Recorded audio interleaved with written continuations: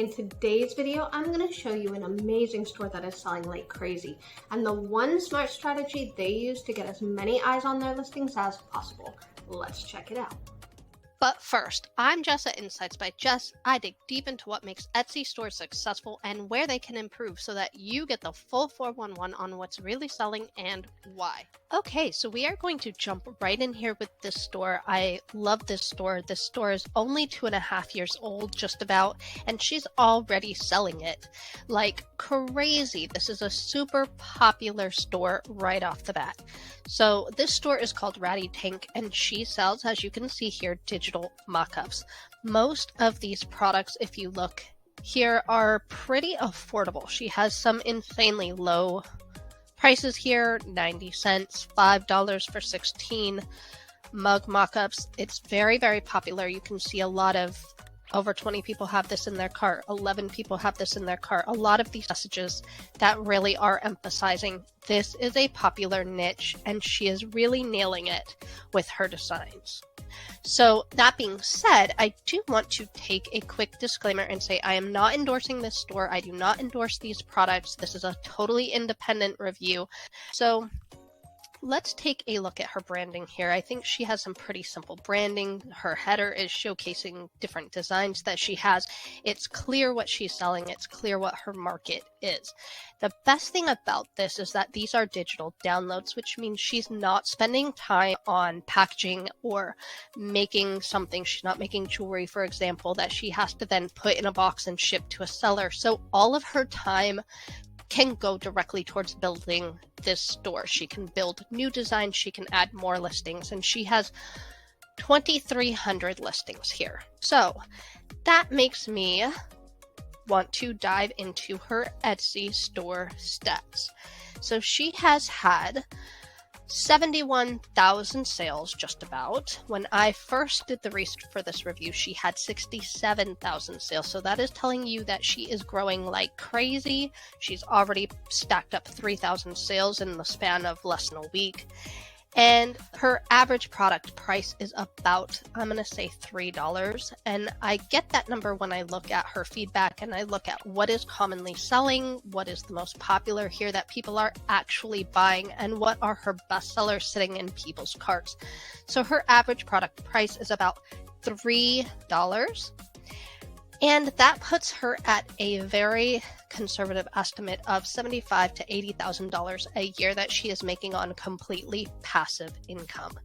So, and I use the word passive income loosely. I know that that term in particular is thrown around on YouTube a lot. And a lot of people think that passive income really just means you can create something once and you can let it sit there and it will make you money forever. That is not true. That's a really common misconception about passive income. But what passive income actually means, at least in my opinion, is that you can build it on your own time. She could be sitting at her house on 9 p.m. on a Saturday evening, bored, the kids are in bed, assuming she has kids, of course, and just spend a couple of hours making new listings. She can put those new listings on Etsy and they will sell over and over and over again. They will sell while she's asleep. They will sell potentially for a couple of years to come. So that is passive income. Passive income is something that you can put energy into once and it will keep making you money. So it's very similar to like royalties by a musician, for example. Digital downloads are great for passive income in that you can spend as much or as little time growing your store and adding your listings as you are able to do, and they will slowly grow and stockpile those sales as you keep adding those listings. So that is a really, really important feature, I think, of digital downloads. So let's take a look at one of her listings, because I kind of want to jump into some of the negatives and some of the things that I would suggest improving before I really show you how she is killing it and how she is knocking it out of the park. Like, let's get the bummer stuff out of the way first, right? However, I do want to kind of examine this listing because there are a definite few things she could do to really get more visibility. And the first and foremost thing she needs to do here is add more images. This is literally the only image on this entire listing. So if we enlarge this, we can see it was probably one of her very first listings. The design skills are not perfect. There's no shading or shadowing on this flower, for example, so it just kind of looks like it's been plopped in there. And she doesn't have any other examples of this design being used. So she could add some other images that maybe show, a mock design on these. She could put maybe matching designs for a set of twins on these to use as an example. She could even just have an image here that kind of explains how to purchase and what to expect. That is a huge opportunity. You definitely want to have as many images as possible. Now we are going to take her title and we are going to type it right into this is my little competitor research cheat sheet. You can find this actually at the link for my resources in the video description. But I always like to see how are people taking advantage of their title. So she's using 132 out of 140 characters, which is great. She's using almost all of the characters. She could probably squeeze maybe one more word in there. But if we look at the actual words that she's using the word baby grow, which is interesting because that's how she starts out her description as well. Styled baby grow mock-up. I have 5 kids and I have never ever heard the word baby grow before. And maybe my momhood is outdated. Maybe I'm like aging myself and this is a new term, but my youngest is only 6, so I really don't think it's that popular of a term yet. Please comment below if I am totally wrong, because I would love to know if this is a new slang or a new way to call a baby bodysuit. But other words that she has in here, she does use that word bodysuit. Of course, she's using mock-up and mock-up separately. That's great. She is using the word onesie, and I do want to throw out a huge disclaimer here because I had a seller a couple of years ago find out that Gerber actually has the word onesie trademarked. So Etsy pulled down a good handful of her listings just because she had used that word, the word onesie. So definitely swap that word out if you are using it in any of your listings for any reason. Put a hyphen in it, space it out, whatever you need to do. Do not use that word. It's kind of silly that one brand can trademark a very commonly used word, but it's kind of like Kleenex. I'm gonna guess. You know when you're getting a Kleenex, it could be any brand of tissue. Well, onesie is the same thing. Gerber has lock on that word. So let's go back to her description here. She has styled baby grow mock-up, and then the pixel size of her image here. Now, if I was not a digital designer, if I was not an established person, maybe just brand new to the digital design world, maybe I would not necessarily know what that means. So she should probably elaborate a little bit more on that. And of course, she should throw in a sentence here that appeals to the buyer, or at the very least, she can just copy and paste her title in here. I do see a lot of bestsellers doing that technique a lot so that they're not putting the energy into creating a appeal statement in their description. I don't necessarily recommend that. I love having that buyer appeal statement first, but it is a good way to capture the SEO.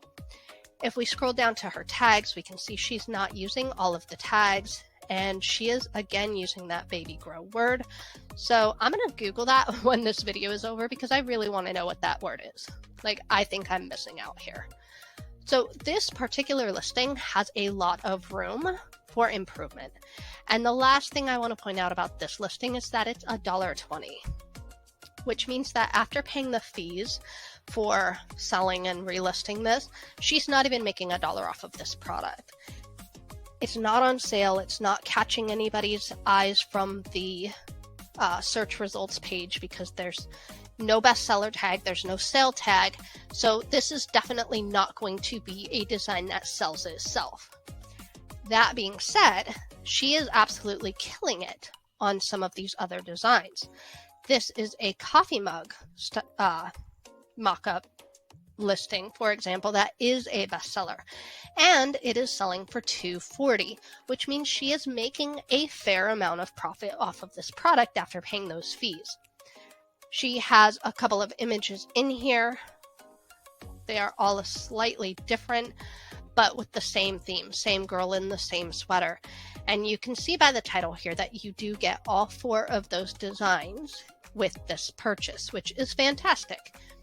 I would definitely suggest adding an image maybe with some designs here.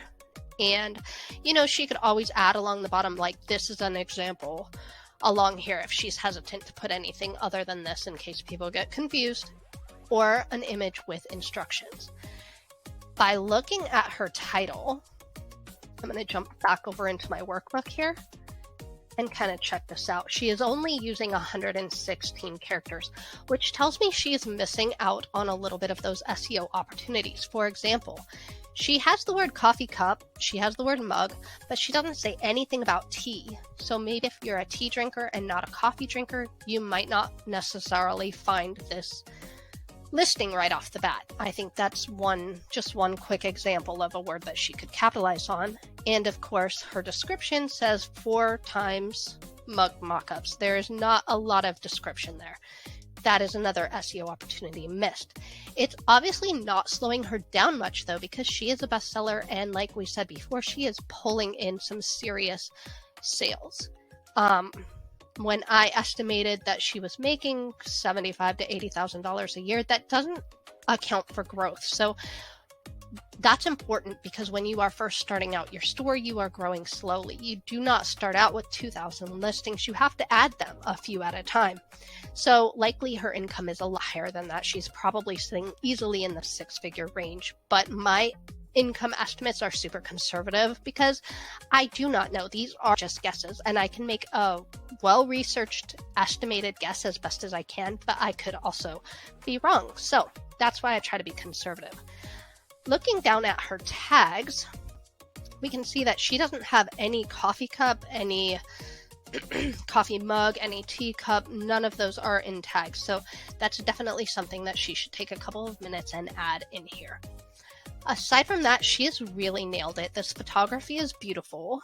It looks like she has put some definite and effort into building these photos, and it really comes across very clean, very well done, very aesthetically pleasing.